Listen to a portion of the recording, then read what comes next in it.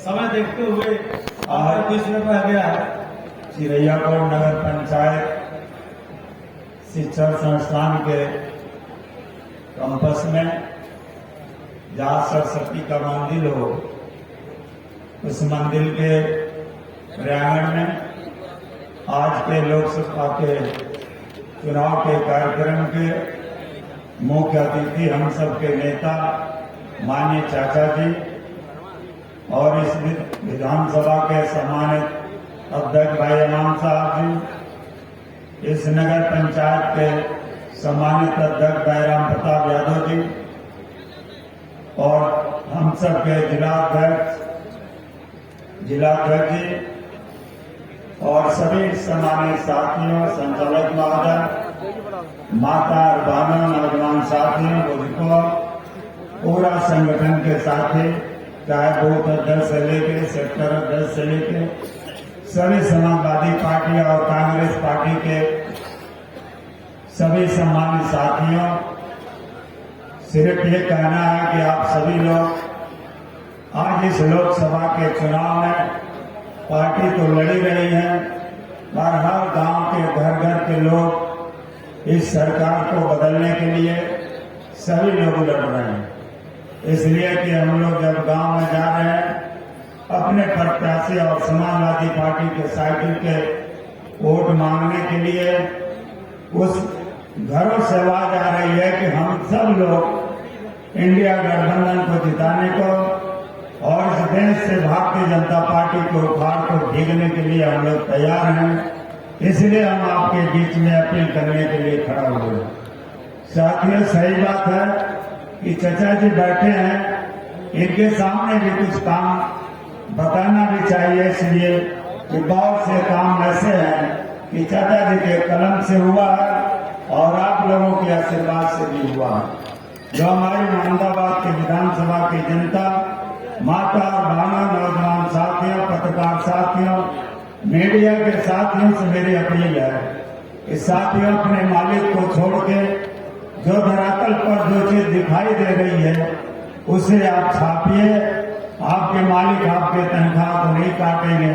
जब देश की जनता एक तरफ निकल चुकी है इंडिया गठबंधन के साथ, तो फिर सरकार दूसरी बनने जा रही है इंडिया गठबंधन की, फिर आपके मालिक सरकार के साथ खड़े नजर आएंगे देखने में। इसलिए मैं कहना चाहता हूँ, चाचा जी, चिरैयाकोट की नगर पंचायत आपके कलम से बनी हुई है। इसमें इसको बनाने के लिए इस क्षेत्र की जनता और चिरैयाकोट के बाजार के सभी सम्मानित दुकानदार भाइयों हमसे बार बार कहते थे कि बैजनाथ पासवान जी, चिरैयाकोट का विकास नहीं हो रहा। मैं उस समय संकल्प लेकर के मैंने चिरैयाकोट के लोगों से एक वादा किया था कि मैं आपको एक ऐसी चीज सरकार से देने जा रहा हूँ, बराबर जो भी हमारे साथी आते रहेंगे, चिरैयाकोट का विकास एकदम संचार घर से चलते रहेगा। और चाचा ये आपके कलम से हुआ है, इसलिए आपके सामने मुझे कहने में कोई गुरेज नहीं है। जिस सड़क से आपने आए हैं, ये सड़क बहुत खराब हालत में थी, मगर आपके कलम से 96 करोड़ रुपया मिला था और जिस 2016 की बनी हुई सड़क आज तक इस पर लेखन भी नहीं हो पाया। अब तो भारतीय जनता पार्टी की सरकार में, जब अब समाजवादी पार्टी की सरकार थी, तो हमने कोई भी सड़क बनवाया तो उस पर 2 लेन, उस पर नए ढंग से पत्थर डाल करके पीच होती थी। महाराज, दुर्भाग्य इस देश के कि भारतीय जनता पार्टी की सरकार उस रोड को जोत करके मट्टी और सीमेंट को मिला करके एक बार लेखन करने के बाद उस रोड की पीच हो रही है।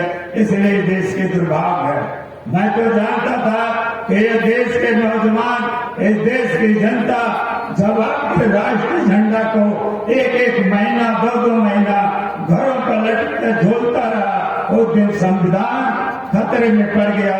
और जिस दिन आप लोगों ने थप्पड़ी पीटा और लाइट जलाया, हमने कभी इस काम को नहीं किया। इसमें भारत का प्रधानमंत्री भारतीय जनता पार्टी को इस देश की जनता को आजमाना चाहता था। ये देश की जनता मूर्ख है, ये देश की जनता चालाक है, कभी मर्द होगी, देश के लोग थप्पड़ी पीटेंगे, लाइट जलाएंगे, अपने राष्ट्रीय झंडा को एक एक महीना झुला करके कहीं से कहीं आपका राष्ट्रीय झंडा उठा करके चाहे खेतों में गिरा, चाहे नौजवानों के पैर के नीचे गिरा।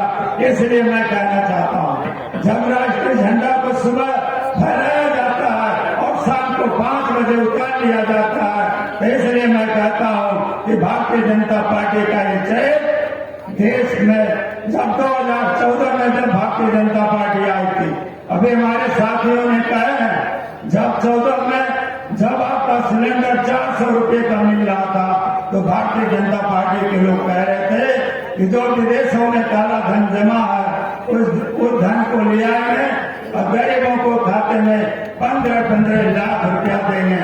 देश के नौजवान जब 2014 में आए थे तो देश के सामने उन्हें देश का प्रधानमंत्री अपने मुंह से कहा था, ये देश का नौजवान पढ़े लिखे नौजवानों को हर साल 2 करोड़ नौकरी देंगे और वो नौकरी नहीं मिली, जो नौकरी मिले थे वो भी नौकरी चली गई।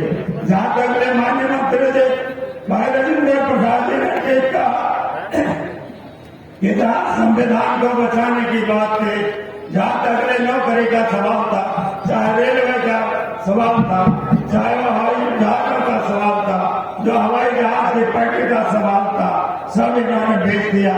जब 2014 में आए थे इस देश पर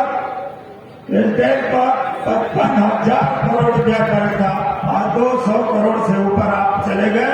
मेरे समझ में आ रहा कि देश के हर नौजवान के ऊपर 2-2.5 लाख रुपए के कर्जदार हैं। इसलिए मैं कहना चाहते थे, मैं आपको 2 करोड़ नौकरी मिली, अन्य नौकरी मिलने वाली है। अब 10 साल के समय निकल गए। मैं आप लोगों से आज अपील करना चाहता हूँ या समाजवादी पार्टी के प्रत्याशी भाई राजू राय के हम लोग के नेता है, साइकिल के सामने वाले बटन को दबा करके अब राजू राय को विजयी बनाएंगे और राष्ट्रीय अध्यक्ष मांगे अखिलेश यादव जी के हाथों को और चाचा जी के हाथों को मजबूत करेंगे। साथियों, जाकर मैं अपनी महिलाओं से कहना चाहता हूँ, जो हमारी महिलाएं बैठी हैं, जब इस इंडिया गठबंधन की सरकार बनेगी आपके खाते में 8,500 रुपया आपके खाते में हर महीने में जाएंगे। इसलिए मैं कहना चाहते थे, साथ सही बात है, संचालक महोदय का आदेश हो रहा, समय का अभाव है, मेरे कहने में कोई दिक्कत नहीं थी। मगर मुरादाबाद में चाचा जी आपसे मैं अपील करना चाहता हूँ कि आपके सामने चाहे पोल रहे, चाहे हडल का सवाल रहा, चाहे रोड का सवाल था, चाहे पुल पुलिया का सवाल था, चाहे वो लोहिया गांव करने का सवाल था, चाहे आपको जयसर मिथिला गांव करने का सवाल था। इस विधानसभा में मैंने 58 गांव लोहिया किया था और 56 गांव जयसर मिथिला किया था। हर गांव में कहीं 40,000 की लागत से आरसीसी बने, जो 58 गांव किया था उसमें 35 लाख के आसपास जाकर के आरसीसी बने थी। 4,000 करीब लोग आवास दिया गया था। जहाँ तक चाचा आपके कलम से और राष्ट्रीय अध्यक्ष के कलम से मुरादाबाद विधानसभा को मैंने 3 करोड़ 25 लाख रुपया मरे हुए लोगों से लेकर के और इलाज कराने के लिए मैंने इतना पैसा आपके कलम से स्वीकृत हुआ था और ये जनता की बीच में देने का काम किया था। जहाँ तक ये गठबंधन की सरकार बनेगी, जहाँ तक बड़ी बीमारी के से जो लोग पीड़ित हो गए, जब सरकार बनेगी आपको 25 लाख रुपया इलाज की दवा का पैसा मिलेगा।